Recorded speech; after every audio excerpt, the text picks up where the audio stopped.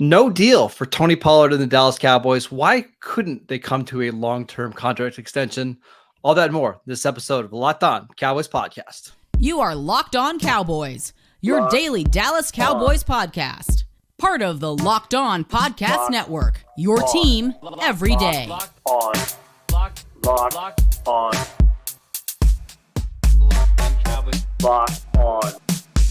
Cowboys. Welcome back to the Locked On Cowboys podcast, part of the Locked On Podcast Network, your team every day. We'd like to thank you for making us your first listen of the day. This episode is brought to you by LinkedIn. LinkedIn Jobs helps you find the qualified candidates that you want to talk to faster. Post your job for free at linkedin.com/LockedOnNFL. That is linkedin.com/LockedOnNFL to post your job for free. Terms and conditions apply. I am your host, Marcus Mosher. You can follow me on Twitter at Marcus_Mosher. And joining me today, as always, is Landon McCool. You can check him out on Twitter at McCoolBCB. Landon, the Dallas Cowboys, and Tony Pollard have been unable to come to a long-term deal, although the deadline is still a couple hours away from this recording. Yeah. But are you surprised that they weren't able to come to an agreement here? No. In fact, I would have been surprised if there was a deal that had been agreed to because, simply because the way the market has moved in the last, frankly, last week, 2 weeks, honestly, with some of these re-signings, restructurings that have happened of players of similar ilk as Tony Pollard. They've got two other guys that are also on franchise tags at running back position that also weren't able to kind of come to a long-term deal. The market is just not what it needs to be for running backs that are trying to make money right now. And I think for Pollard, getting $10 million to play this year is a good deal, especially considering what a lot of, like I said, a lot of these guys are getting in the open market. Yep. And for the Cowboys, to get to secure his services one more year, and not have to commit any kind of money in the future at this point, especially considering that the market continues to trend downwards. I think it honestly is a good deal for both sides to wait on this if they wanted to do it. The Cowboys, because they want to see if there is a floor to where this running back market is falling to. And for Tony Pollard, it's hope against hope that the running back market rebounds or something changes that kind of makes it more palatable for trying to sign a deal. Though I have to say, I can't really see a future where that's happening anytime soon. Well, there are some running backs that are upcoming for deals that maybe could change this a little bit, right? Like Jonathan Taylor, he's going into the final year of his contract. I won't be surprised to see the Colts give him a long-term deal. There are a couple of things going for Tony Pollard that make sense, right? Like that make it so he could potentially earn some more money on his contract, right? Like he's coming off a pretty big injury. He's never been a full-term starter. Does he have 5 or 6 starts under his belt? So locking in $10.1 million guaranteed is really not all that bad for him. No. And then when you compare it to Josh Jacobs, I happen to know this situation well from covering the Raiders a little bit. Yeah. Josh Jacobs, in the same time frame, they were both drafted in 2019, has 600 more NFL touches than Tony Pollard. And if you go back to college, it's 1,300 more touches than what Tony Pollard has. So Pollard could have a 320 touch year, make the Pro Bowl, and still have fewer touches than what Josh Jacobs and Saquon Barkley have. And I think there would be maybe some teams out there that would, including the Cowboys, that would be like, you know what, still a really good player with fewer than 1,000 touches. We'll give him a nice 2-year, $22 million extension or something like that. I think that the fact is that, you just laid it out. Pollard is the guy that if someone was going to get a deal to, it would make the most sense to. He's the modern running back. He has some wide receiver history. You talked about the lack of touches. And I think that if that shows you anything, that that's where the market is, that the most palatable running back is still going to have to play on a franchise tag because teams are just a little bit scared to sign these long-term deals. And I think, you mentioned it, the touches have a lot to do with that as it stands right now. There haven't been a lot of running backs that have been very successful on the second contract that they've gotten from NFL teams. Now, the players that have been, if you just look at a couple of the names, Jamal Charles had 620 touches in his first 4 years of his career. Better, the next couple of years. Derrick Henry had, I believe, 500 fewer touches in the first 4 years of his career than what Ezekiel Elliott had. And now you're seeing Henry be very successful over the last couple of years. LaShawn McCoy wasn't a full-time starter for the Eagles the first couple of years of his career. And then by, year 5, year 6, year 7, he was at an all-pro level. I wouldn't be shocked if Tony Pollard's kind of that next player of, hey, anytime we've given him touches, he's been really good. Now that he's a full-time guy, he can still be a very efficient and productive guy on the second contract that he's gotten in the NFL. Yeah, look, if the Cowboys decided, I don't think I'm against the Cowboys trying to sign him on a second contract if the deal works out. But the problem is, I think making a deal right now is very difficult. Like just trying to nail down what the cost is of a good running back that you want to sign to a second contract. Well, I mean, the problem is like Tony Pollard saw Miles Sanders, who again, that was an NFC Pro Bowl running back, sign a 4-year deal with I think 13 million guaranteed. Like if that's the market, Pollard, just stay on the franchise tag, right? Exactly. Like, basically get that same amount of money in a state with no income tax, and you're basically it's a wash, right? Yeah, and ultimately, I'm sure the Cowboys would love that. Like, hey, look at this deal that Miles Sanders signed. If you want to sign that deal, we are on board for that. But I mean, I think for Pollard, he looks at it and it's like, he didn't even get I can't remember when Miles Sanders was drafted, but that's the other thing about second round. Yeah, it says that Miles Sanders is a second round pick. A lot of these guys you're talking about, Ezekiel Elliott, some of these other folks that are in here, Henry, second round pick, Zeke, obviously a first round pick.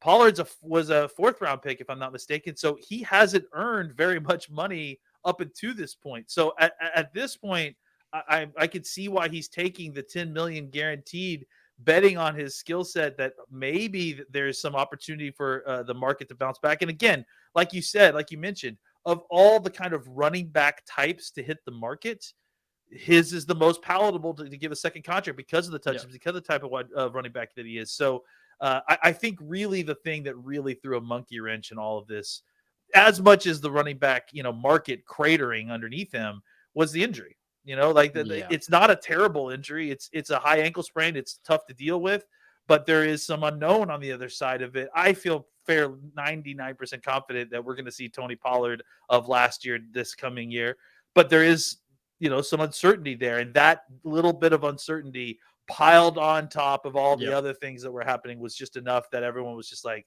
the Cowboys are like, we'll take it to the 10 million. I bet if we want him next year, we can get him on a good deal. And for Pollard, it's like looking at the wasteland of the running back market and going, I'm glad with my 10 million guaranteed. I'll take another bite at the apple next year. I do wonder what would have happened if Pollard didn't have that injury. And let's just assume the Cowboys still lose to the 49ers. Are the Cowboys a little bit more likely to give him a long-term deal? Maybe. I mean, but at the same time, what does it even look like? Is he getting, $13 million a year over 3 years? So basically like a 3-year, $40 million deal. I have no idea. Or are the Cowboys kind of just committed to, hey, we're not giving future money out to a running back, guaranteed money to a running back anymore. Let's just kind of go year by year. I have no idea. It's one of those hypotheticals that we'll just never know. Well, it's an interesting question because I think, part of what's going on here is we're trying to parse whether or not the Cowboys have sort of changed their stance about running backs, right? Is what's happening right now with Tony Pollard, directly tied to what's going on specifically with Tony, including the injury and all those things, or have they changed their stance about how they're handling the position? That's what we don't really know. I do think that there's a high likelihood that even if he doesn't get injured, they probably still franchise tag him, right? Just because it's uncertainty in the market. I mean, unless they, kind of waited it out, had him go out and get offers and see the kind of money that, Miles Sanders was getting offered, maybe he comes back and signs, a short, smaller 2-year deal or something like that. But I honestly wouldn't be shocked if he, even with no injury, the Cowboys had put him on the list simply because of, it's hard to kind of nail down what running back value is right now. That the Cowboys are very comfortable with players playing on the franchise tag. They've done it before. I want to dive into a little bit more of that next. This episode is brought to you by LinkedIn. These days, every new potential hire can feel like a high-stakes wager for your small business. You want to be 100% certain that you have access to the best qualified candidates available. That's why you have to check out LinkedIn Jobs. LinkedIn Jobs helps you find the right people for your team faster and for free. It's so easy to create a job post. You just add your job, you add the purple hashtag hiring frame to your LinkedIn profile so that you can spread the word that you're hiring. Simple tools like screening questions make it easy to focus on the candidates with just the right skills and experience so you can quickly prioritize who you'd like to interview and hire. It's why small businesses rate LinkedIn Jobs #1 in delivering quality hires versus leading competitors. LinkedIn Jobs helps you find the qualified candidates that you want to talk to faster. Post your job for free at linkedin.com/LockedOnNFL. That is linkedin.com/LockedOnNFL to post your job for free. Terms and conditions apply. Welcome back to the Locked On Cowboys podcast. We want to thank you for making us your first listen of the day. Every dayers. On tomorrow's show, we're going to talk a little bit more about some Cowboys news, some analytics stuff. Maybe we can dive into. We're getting really close to training camp. I think practices start next Wednesday, so getting you ready for Cowboys football to be back. But Landon, let's talk about Tony Pollard in a long-term deal in 2024. It seems to me like the Cowboys are very happy putting players on a franchise tag, making them prove it twice, right, before they give out long-term deals. They did it with DeMarcus Lawrence. They did it with Dak Prescott. They did it with Dalton Schultz, but they ended up not signing Schultz after the first franchise tag. What is your read here with Tony Pollard? Like, how likely do you think it is that he gets a deal next offseason? I think it's an interesting question. I don't. It's hard to say right now. I think as it stands right now, I would bet that they are probably satisfied with seeing exactly what they get out of Tony Pollard this year, and depending on how things end up, likely letting him walk in free agency and then trying to figure out a running back after that. Look, you kind of mentioned it in your tease a little bit, right? Like the Cowboys have just finished kind of completely revamping their analytics department. I wonder if their new analytics department has a little bit more to say about contracts regarding running backs, that sort of thing. I think these are things that, that are going to be kind of decided, and we may have new directions that we're taking franchise wise towards running back contracts by the end of next year. So I think it's going to have his play is obviously going to have an effect on this, but I also think that there is a possibility that the Cowboys have changed the direction in which they're heading as far as their team management at the position. The running back position is in crisis right now as far as the market goes. So I don't know if the Cowboys necessarily want to, break new ground in paying running backs again after what happened with Zeke. And I think that Zeke was a great player, but I think that contract really hamstrung them a lot. So I do think that there's a good chance that even if Pollard has a fantastic season this year, the Cowboys may be looking to move on to something younger and just kind of rotating these guys in and out because that's simply the way that the position is going across the NFL. It does also feel like the Cowboys use the franchise tag to buy them some time. Like they know they can't fill every hole in one offseason, but hey, we know that we eventually have to find another running back. And, if we decide to move on from Tony Pollard, we're okay paying him $10 million, which we can debate whether the Cowboys should have done that or not later. But we're going to franchise him. Let's see what else develops behind him. If Malik Davis or Deuce Vaughn prove to be a quality starter or a number 2 running back, maybe it's not that hard to replace him next offseason. But let's give ourselves basically 2 offseasons to try to figure out this position. Yeah, and I think the idea too is that if you're going to go to more of a committee approach, like I think it's a little bit easier to kind of change out who the lead running back is because it's not reinvesting those touches, a whole bunch of touches only in one player, right? You can distribute those a little bit more with guys. The problem with the Cowboys this offseason is that it was Pollard and then a whole bunch of no ones. If they're switching to more of a running back by committee, philosophy or a draft and develop more running back situation. This is year one of that strategy. And so they needed to secure Pollard's services one way or another. I think, they probably didn't want to pay him $10 million, especially, looking now at the way the market is. Well, and maybe they didn't want to pay him $10 million, but I don't think they wanted a cap hit of $10.1 million. Like, I think they would have liked to smooth that over, right? I think that's more. Yeah, I think the franchise tag is a tool, and so they're using the tool to secure his services. I think they probably didn't want to pay $10 million in one season. You're right, but I think that's it's what it was, right? So for me, I think it's going to be interesting to see. Let's say he has a incredible season. Let's say he has 1,300 yards rushing and another 800 yards receiving or something ridiculous, right? Yeah, 600 yards receiving, right? I think that then it becomes more difficult, right? To kind of like turn him away and say, all right, good luck going off and seeing, what you get.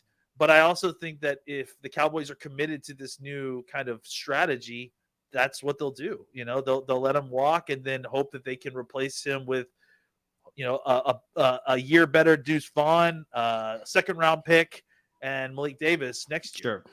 Yeah, and we should also say I don't think the draft fell very well for them, right? Because obviously Bijan was never going to fall to 26. No. Jahmyr Gibbs went inside the top 12 picks. Yeah. Zach Charbonnet, somebody that we liked, went early second round. We were thinking he potentially could have been an option for them at 58 or maybe a trade up in round 3. And it just seemed like the running backs in this draft, because there wasn't a lot of depth, they all got pushed way up the board, like Kendre Miller from TCU. Yep. We were talking about him as a 4th round option. He was gone like 20 picks before the Cowboys even picked in the 3rd round. So it just didn't work out for them in the draft. I think if you want to critique them at all, it's maybe that they overvalued the running back market a little bit when you saw like what David Montgomery got, what Miles Sanders got. But even then, those guys are very different players than Tony Pollard. Like David Montgomery is a grinder, right? Miles Sanders is that kind of do-it-all running back without maybe the elite speed. There just really wasn't anybody in the draft or in free agency that could give them the explosiveness and the ability to do everything else like Pollard, at least in my eyes.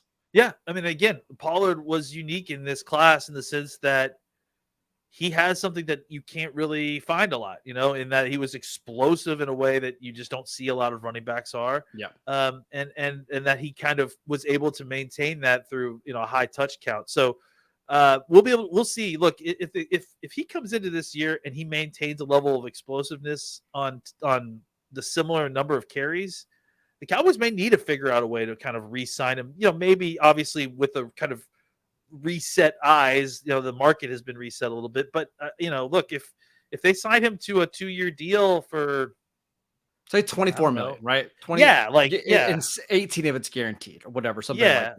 Like I think that's considering what consider you're getting the normal running back stuff that you get, plus you're getting explosive plays that you would normally get from the position. That to me makes it a lot more palatable to give him what is now basically run of the mill running back contract for guys that are worth signing a second contract to.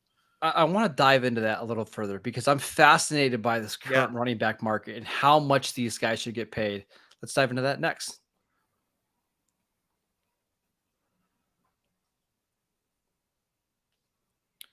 Welcome back to the Locked On Cowboys podcast. We are talking about the running back market right now, which is just, it's a wasteland, right? It's like it's taken a bit to get here, but it seems like the rest of the NFL has kind of finally, believed in this idea that running backs are pretty replaceable. My question to you is, let's say you have a bona fide top 5 elite running back, whether that's Pollard, name your player. How much do you think how much of your cap should you dedicate to that player? Because I think that's part of this that I think NFL teams are still trying to figure out. Well, I mean, I guess percentage is tough. Like, I view it right now, like, just for this year and for next year, that if you have a running back that you feel like is worth paying the money to, paying $11 or $12 million a year to me, is probably the most you want to pay, right? Yeah. Like I think that there are definitely guys making more than that currently. I'm pretty sure Kamara's got a pretty big deal Yeah, he's still, high. and Christian McCaffrey obviously has a pretty large deal. So there are, and look, and I think you look at those two guys, right? Kamara and McCaffrey. Those are both guys who do more than just kind of your normal running back stuff. They do a lot of stuff as receivers. That's what makes them, kind of have that extra value. So. Yep.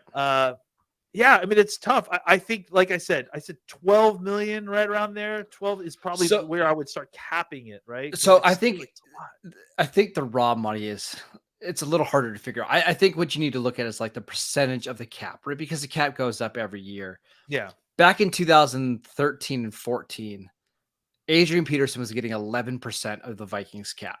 Yeah. It's just too much. You're never going to see that ever again, right? Those days of the running backs getting that much is just ludicrous.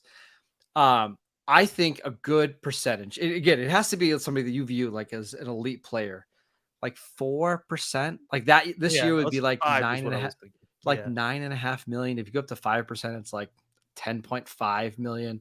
I think that's, to me, the highest that I want to go, because you think if that guy's taking up 5% of your cap, that's still a pretty significant margin or a number for, a 53-man roster. I just don't see how you could justify going over that right now.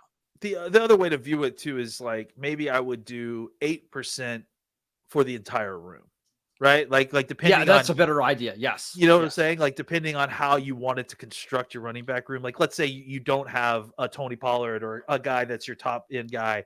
You probably don't want to combine the three running backs that you're cobbling together in your room for more than 7 or 8% of your total. Let's say it's 7%. Maybe you go, 5-1-1, right? Or you go 4-2-1. I think that's probably the better way to do it.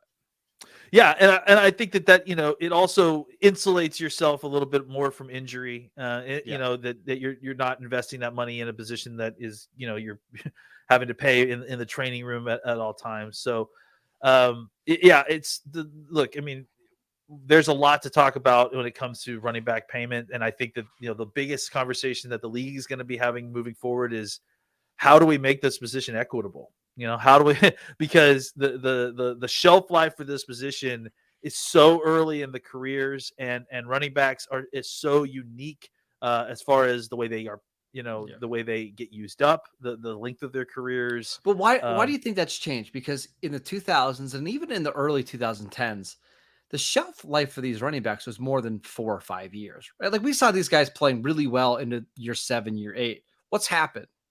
Athleticism. I think more and more players on defense are becoming bigger and stronger and more athletic, and the collisions are just more violent than they have been. As these guys get more and more athletic. There's been a lot done to protect quarterbacks, from a lot of these collisions, and there has been some done to protect running backs. But at a certain point, I think there's a physics problem. Right, like there's just too much force arriving at these guys, and they're taking too many hits. The body just can't, handle it in the way.